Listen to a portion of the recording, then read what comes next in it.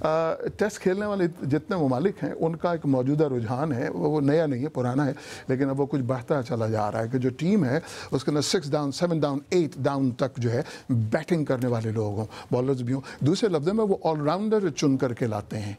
पाकिस्तान में ऐसा रुझान मुझे अब तक दिखाई नहीं दिया। जैसे ही मैं चेयरमैन बना 2013 में, तो उस वक्त सिलेक्शन कमेटी के सरबराह थे इकबाल कासिम साहब कि यूसुफ को हमारी टीम जा रही थी, मेरा ख्याल है वेस्ट इंडीज़ या कहीं, तो उन्होंने कहा जी ये लिस्ट है, कुगी मारो है। तो मैंने उनसे ये बड़ा अपनी तरफ से जिसे कहते हैं ना शो मारने की कोशिश की कि ये इतना टैलेंट है पाकिस्तान में, इकबाल कासिम साहब, तो कितने हम खुशकिस्मत हैं, जो हम बाहर बैठ के सुनते थे, बड़ा टैलेंट है।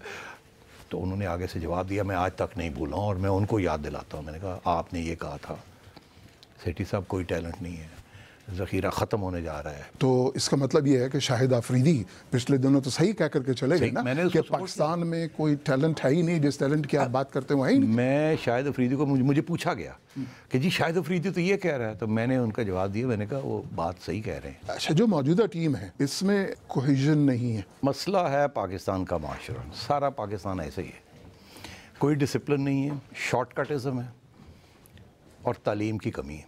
अब देखिए 2 लड़कों को टैलेंटेड उमर अकमल और शहजाद बाहर बैठे हुए हैं, क्यों कि कोच के साथ नहीं चल सकते। ये सुना आपने किसी दुनिया में कि ऐसी चीज़ें भी होती हैं?